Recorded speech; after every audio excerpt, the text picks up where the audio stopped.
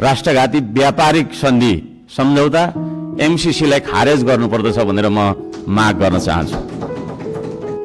पृथ्वी रहन्जेलसम्म यो देश रहिरहनुपर्छ, हाम्रो देशको चन्द्र सूर्य अंकित झण्डा रहिरहनुपर्छ। त्यो मान्यता हामी राख्दछौँ। श्रम संस्कृति पार्टीले त्यो मान्यता राख्दछ। आउँदा दिनमा हामी बैठक सुरु हुनुभन्दा थोरैमा पनि 5 मिनट अगाडि उपस्थित हुनुपर्छ। म यो माग राख्न चाहन्छु। हामी विभेदको अन्त्य गर्छौं भनेर यहाँ भनिरहेका छौं। भर्खरै पनि पूर्ववक्ता माननीयज्यूहरूले थुप्रै कुराहरू राख्नुभयो, आफ्नो मनको कुराहरू। तर यहाँ यही सदनभित्र पनि विभेद भइरहेको छ।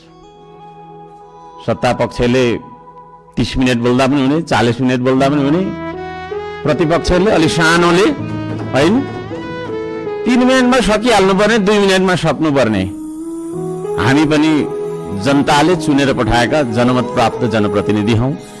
त्यसो भएको कारणले गर्दाखेरि हामीले आफ्ना क्षेत्रका आवश्यकताहरू, आफ्ना तपाईको चाहिँ के रे मागहरू राख्नका लागि प्रशस्त समय दिनुपर्दछ। त्यो खालको सदन हामीले बनाएर हामीले त्यो खालको सदन अभ्यास गर्नुपर्दछ भन्ने माग राख्न चाहन्छु। म आफ्नो मनको कथा म यहाँ गाउन चाहन्न। अब मेरो आफ्नो मन्तव्य राख्नुभन्दा पनि सरकारले कसो गर्नुपर्ने हो त? हिजो इतिहासमा हामीले के गर्यौं, कसले के गर्यो, कुन नेताले के गर्यो, कतिको तपाईको हामीले संघर्ष गर्यौं, के गर्यौं भनेर भनिरहन आवश्यक छ जस्तो मलाई लाग्दैन। हामी के गरिरहेका छौं आज र भोलि के गर्ने हो भन्नेतर्फ सरकारले आफ्नो नीति तथा कार्यक्रम बनाउँदाखेरि यस्ता कुराहरूलाई पनि समावेश गरोस् भनेर चाहिँ म यहाँ जनताको मागहरू, राष्ट्रिय स्वाधीनताको, हाम्रो सम्प्रभुताको, जनताले चाहेका कुराहरू के कस्ता छन् त भन्ने कुरा म बुँदागत रूपमा वाचन गर्न चाहन्छु। पृथ्वी रहन्जेलसम्म यो देश रहिरहनुपर्छ, हाम्रो देशको चन्द्र सूर्य अंकित झण्डा रहिरहनुपर्छ। त्यो मान्यता हामी राख्दछौँ। श्रम संस्कृति पार्टीले त्यो मान्यता राख्दछ।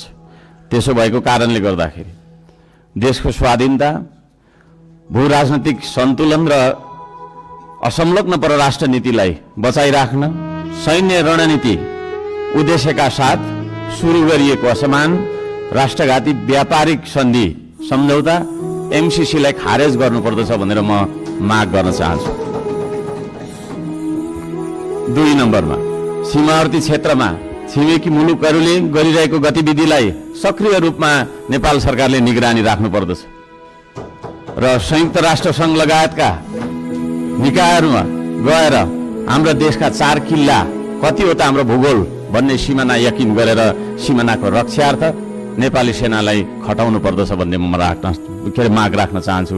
नेपाली जनताले यो माग राखेको कुरा म जानकारी गराउन चाहन्छु। जनताले सोझै चुन्न पाउने प्रत्यक्ष